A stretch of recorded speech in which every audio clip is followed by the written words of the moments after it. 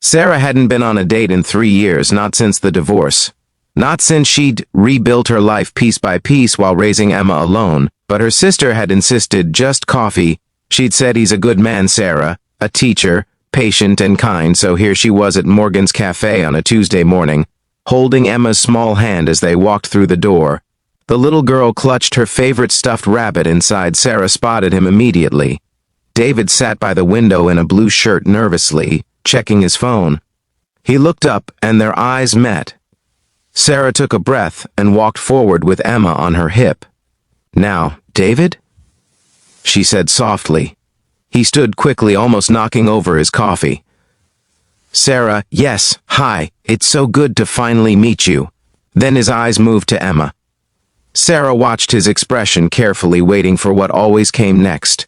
The polite smile that didn't reach the eyes, the slight step backward, the excuse that would come within 10 minutes. But David's face did something different. It softened completely. "And who is this beautiful young lady?" he asked, gently crouching down to Emma's level. Emma buried her face in Sarah's shoulder. "This is Emma," Sarah said, her voice catching slightly. "She's 2.5. I know your profile didn't mention you had kids, and I should have told you I had a daughter, but you were worried I'd cancel." David finished standing up slowly. Sarah nodded, unable to meet his eyes. "Sarah," he said, and something in his voice made her look up. "I'm a kindergarten teacher. I spend every day with children.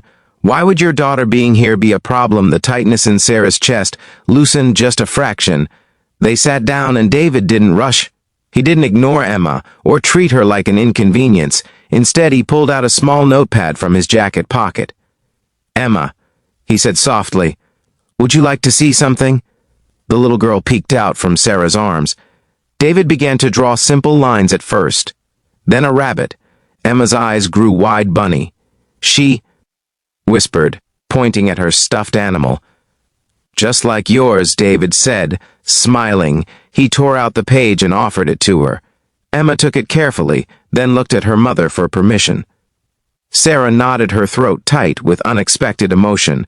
"What do you say, Emma?" "Thank you," the little girl mumbled for the next hour. David didn't perform or try too hard. He simply talked with Sarah about real things, about his students, and the joy they brought him, about losing his wife to cancer 4 years ago, about learning to live again after loss. "I almost canceled this morning." He admitted, "Me too." Sarah said, "I'm glad we both showed up." David replied.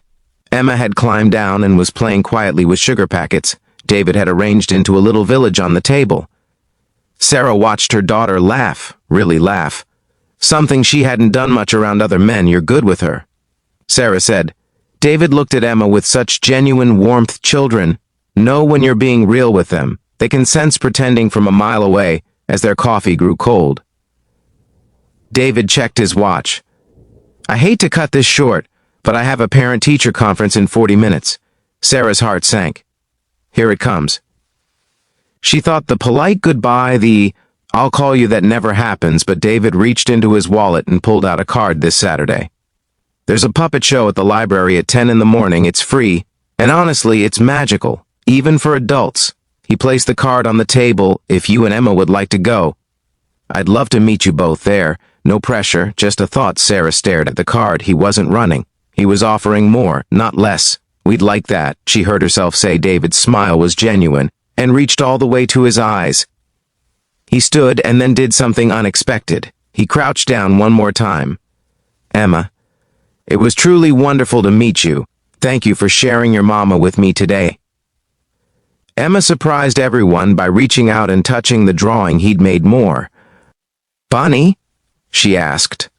Hopefully David laughed warmly. "At the puppet show, there will be lots of bunnies, I promise." As he walked away, Sarah sat there with Emma on her lap. Her daughter held the drawing carefully. "Nice man, Mama," Emma said softly. Sarah kissed the top of her daughter's head. "Yes, baby. A very nice man." For the first time in years, Sarah felt something she'd almost forgotten: hope.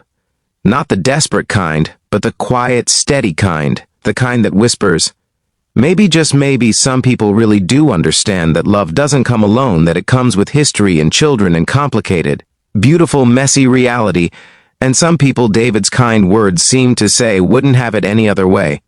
Sarah folded the library card carefully and put it in her purse. Saturday suddenly seemed very far away, but also wonderfully close. Outside the cafe window, the autumn sun broke through the clouds. Emma pointed at it, pretty. She said, "Yes, sweetheart." Sarah whispered, "Very pretty indeed. If this story touched your heart, please like, share, and subscribe for more stories about second chances and unexpected kindness. Leave a comment below about a moment when someone showed up for you in an unexpected way. Your story might inspire someone else today.